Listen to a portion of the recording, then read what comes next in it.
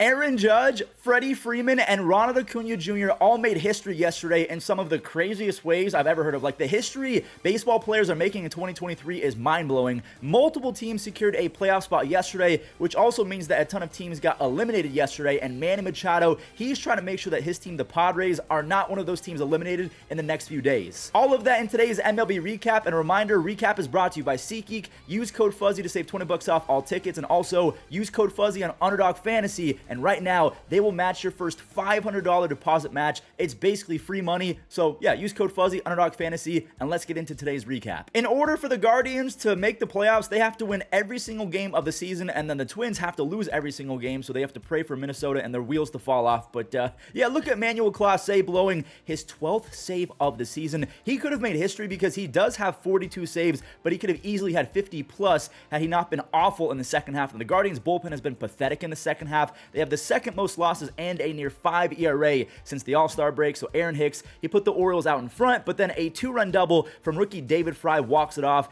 David Fry is hitting .320 with an 1100 OPS with runners in scoring position. So Cleveland, they have a fighter's chance, but they need the Twins to lose. I mean, I kind of hinted at it in the intro with some Twins fans celebrating, but even with Royce Lewis out the lineup, and same with Carlos Correa, Minnesota, they were able to outmash the LA Angels. Alex Kirilloff hit a home run. They had doubles from Kyle Farmer and Jorge Polanco. They went all the way up to 8 runs, and it was way out of reach. Now, I'm going to tip my cap to the rookie Logan O'Hoppe because this kid loves baseball. He wants to win so dang bad. This kid has 12 home runs in 44 games as a catcher, but it wasn't enough. The Twins, they do clinch the AL Central, which makes me very sad. But Logan O'Hoppe, he was looking on with almost disgust. Like, he wants to make the playoffs so bad. He was looking at the Twins celebrating like, I want that. I want to win. So shout out to Minnesota. I think they've won 3 of the last 5 AL Central titles. The Twins, they're getting better and better. A few other teams that can clinch a playoff spot today, the Phillies and the Brewers. We'll talk about the Brewers as well as Aaron Judge and Ronald Acuña Jr. after this Mets and Phillies game because these series are always a lot of fun. Philly, again, they can clinch a playoff spot against their division rival that just suffered a near $400 million disaster, so they're trying to do it. And even Tommy Pham admitted that the Mets had zero leadership in 2023, that positional players did not work hard, which is crazy to say. Now, you just saw the Mets go up 2-0, but JT Realmuto, he changed that with one swing. Realmuto is an unreal talent. He has 20 home runs again, on top of 28 doubles and 14 stolen bases with sick defense as a catcher. I mean, he's unreal. He's got to make the Hall of Fame. Now, the Mets, they actually stole the lead back because Lindor has 27 home runs and 30 stolen bases. He's 3 home runs away from a 30-30 season. He's going to cartwheel into the Hall of Fame, in my opinion. The rookie Brett Beatty, he made it 4-4. And this game, it just felt like poetic justice because Alec Boehm, he has been trashed by Mets fans for years now. He's been labeled as the most overrated player in baseball for a while now, but his strikeouts are down. The walks are way up. He's got 18 home runs and 94 RBIs. It's just that dang -25 DRS since last year. Either way, the Phillies clinch a wild card spot, and Milwaukee, they can also clinch a spot, but they'll be clinching a division. And yeah, they left no doubts about this one. Donaldson, he's back to being a menace. He's got 3 home runs and 10 RBIs in his first 10 games as a Brewer. Newcomer Mark Canha, he doubled in 2 more. He had 29 RBIs in 89 games with the Mets. He already has 32 RBIs in 44 games as a Brewer. Milwaukee, they kept pouring it on with a bunch of RBI singles and doubles, but we're really going to focus on 2 guys, Christian Yelich and Corbin Burnes. Christian Yelich went yard twice. The comeback season is real. He's got 32 doubles, 19 home runs, 27 stolen bases, a 122 OPS plus. Yelly and Belly being back is so good for baseball. So Milwaukee embarrasses the Marlins pitching staff, all while Corbin Burnes embarrasses the Miami lineup. He went 5 shutout, only allowed 2 base hits. He had 6 strikeouts along the way. Milwaukee is absolutely 1000% dangerous and lethal. You do not want to mess with them going into October. So even though the Cubs beat Chris Bryant in his return to Wrigley, the Cubs will have to settle for a wild card spot because the Brewers just clinched the NL Central. By the way, we're going to talk about Aaron Judge and Ronald after this one, but yeah, Chicago, they beat the Rockies fairly easily. Seiya Suzuki has been insane. He had an RBI single and then a 2-run home run later on. I mean, since July 18th, that is 55 starts, he's hitting .321 with with 16 doubles, 13 home runs, and 42 RBIs with a ridiculous 990 OPS. Jared Young, I don't know who this is, but the dude has 8 RBIs in 15 games. He had multiple 20 home run seasons between AAA and AA. Jameson Taillon, he finally didn't give up 7 runs, so you might as well repent for your sins because Jesus is coming back. All right, all jokes aside, I like Jameson Taillon, but he gets shelled more than he actually has a good start, but he lowers his ERA to 5.05 after throwing 6 shutout. Dansby had an RBI single. There you go. The Cubs win 6-0. Again, the Cubs are fighting for a wild card spot, so the entire Cubs fan base might have to order an Aaron Judge jersey because Arizona is basically neck and neck with the Cubs in the NL wild card, and Aaron Judge hit 3 home runs yesterday. He was so clutch for the Diamondbacks of all teams. A 420-foot 3-run moonshot, a 2-run home run in the 5th inning, and finally, there it is. Home run number 3 on the night. Aaron Judge became the first Yankee ever to have 3 home runs in a game twice in one single month. Babe Ruth didn't do that. Mickey Mantle didn't do that. Not even New York legend Jacoby Ellsbury did that. Okay, bad joke, I'm sorry. But Aaron Judge has 35 home runs in 100 games. He's missed 54 games and has 35 home runs. That is nutty. You know what else is nutty? Ronald Acuña Jr. breaking baseball and redefining what a power speed threat is. There have only been 4 guys ever with a 40 home run, 40 stolen base season. Jose Canseco, Barry Bonds, A-Rod, and Alfonso Soriano. So aside from Soriano, you basically had to be a super athlete on steroids to reach 40-40. Ronald, he got it done in the 1st inning. He created the 40-50 club and the 40-60 club on one swing. Can he get to 40-70? Austin Riley, he bashed a long 435-foot 2-run tater, his 37th. Marcell Ozuna, he's right there with Riley. He has 36 home runs after that 3-run moonshot. So the Braves have 7 guys with 20-plus home runs. They're 13 home runs away from breaking the 2019 Twins home run record. And Ronald Acuña Jr., to me, he's the MVP. All right, so we talked about the Cubs and the Diamondbacks needing a wild card spot. So let's talk about a few American League teams in the same position because Baltimore, they won. So Tampa Bay, they can't afford to lose this game. Glasnow and Bassett, they were cooking. Bassett allowed 1 run over 5, and Glasnow, he didn't allow any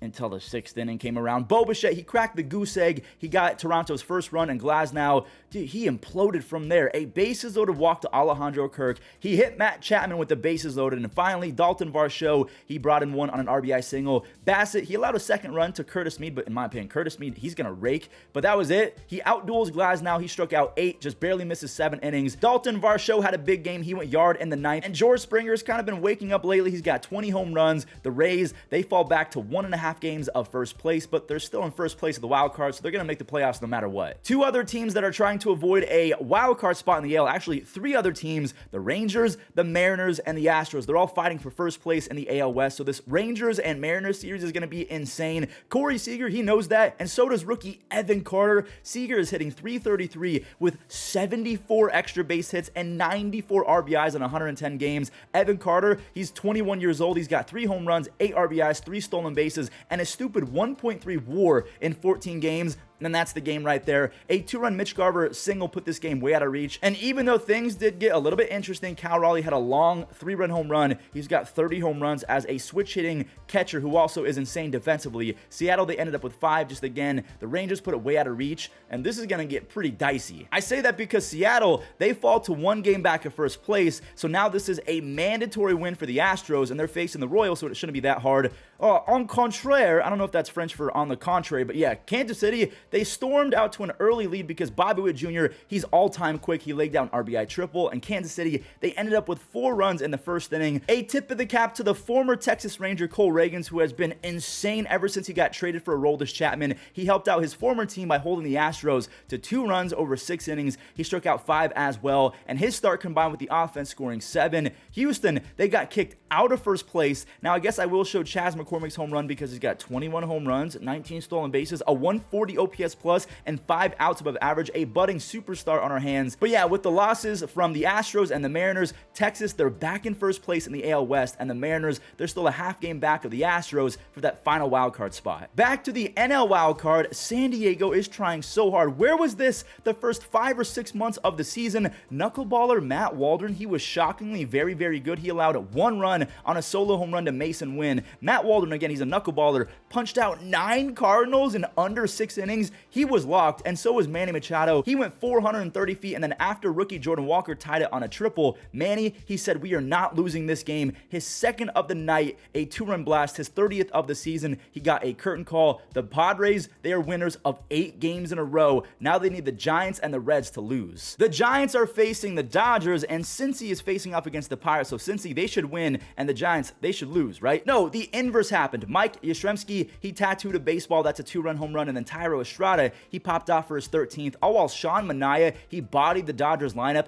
Manaea hasn't looked this good in years, in my opinion, and he saved his best stuff for the Dodgers. 3 hits on 85 pitches, 7 shutout frames, ultra efficient. Now, I do want to show Freddie Freeman. He made some history in this game. He had an RBI single later. That was his 201st base hit. So earlier, he grabbed his 200th base hit. That's the first time he's ever had 200 base hits in a season. And speaking of first, a lot of that coming up. Freddie Freeman is the first baseman ever with 200 base hits in the same season that they went 2020. That's 20 home runs and 20 stolen bases. So Freeman, he can move on the bases still. He won't finish top 2 in MVP, which is insane. Rookie Tyler Fitzgerald, he socked his first career home run, and Camilo Duvall, he notched his 38th save because he's nasty. This next game was a literal home run derby. You had home runs from Cabrian Hayes, and then rookies Henry Davis, Jared Triolo, and Endy Rodriguez. They all hit home runs as well. That one from Endy made it a 4-3 ball game, and the lead is now gone because TJ Friedl, he's been a machine this year. 15 home runs, 25 stolen bases, a near 115 OPS plus, and amazing defense in the outfield.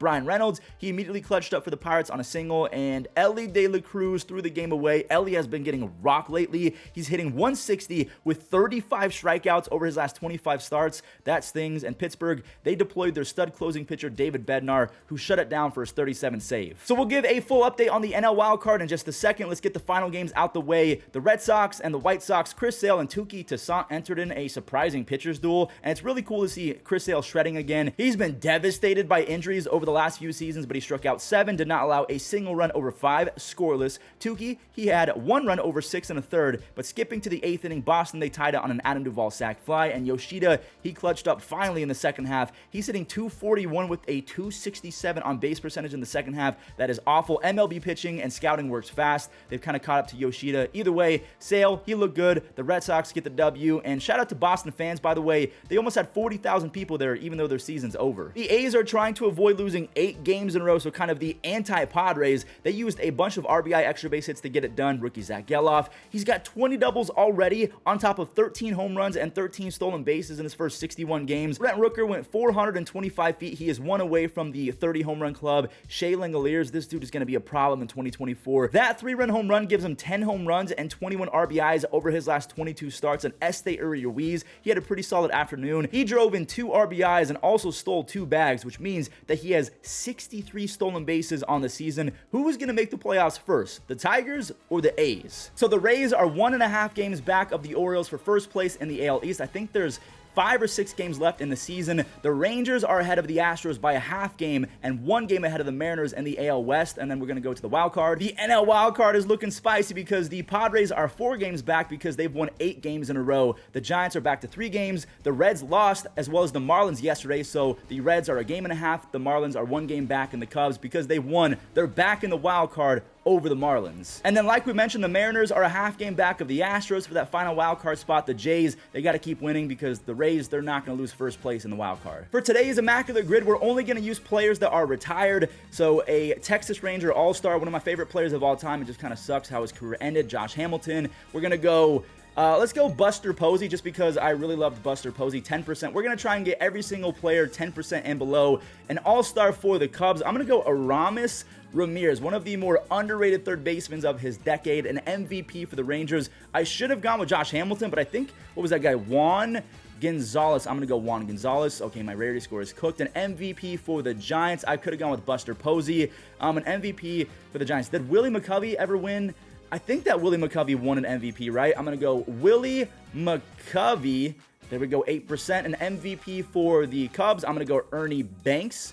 Here we go. Everyone has been retired so far. A 300 career average for the Rangers. I'm thinking Michael Young. Okay, I'm thinking Michael Young. I'm thinking maybe someone like, I'm going to go Michael Young. I'm almost positive that Michael Young hit 300. Yes, he did, 15%. A 300 average for the Giants. Did Willie Mays have a 300? I'm pretty sure he did, 18%. And then 300 average for the Cubs. Sandberg, I don't know if Ryan Sandberg hit 300. The only player that I can think of, I'm almost positive that he played for the Cubs. I miss this guy's card so much in MLB The Show. Rogers Hornsby, I'm pretty positive that he played for the Cubs. He did. I appreciate you guys watching today's recap. Leave a like and subscribe if you enjoyed. And a reminder, use code Fuzzy to save 20 bucks off on tickets. And a $500 deposit match is going to be given to you if you use code Fuzzy on Underdog Fantasy. It's free money. Fitzgerald with the bouncing ball, diving stop, kick out Hernandez for the first in time. Line drive and a diving stop by Jimenez. Throws him out. None better. No doubt. What a great play. Deck. And it's lined to center field, and Isbell dives and makes a tremendous. 2 gone, and Seiya Suzuki will rip one in the 5.5 hole. So runners coming home for the Cubs, and the throw at the plate. One gets across, so Suzuki will have the RBI.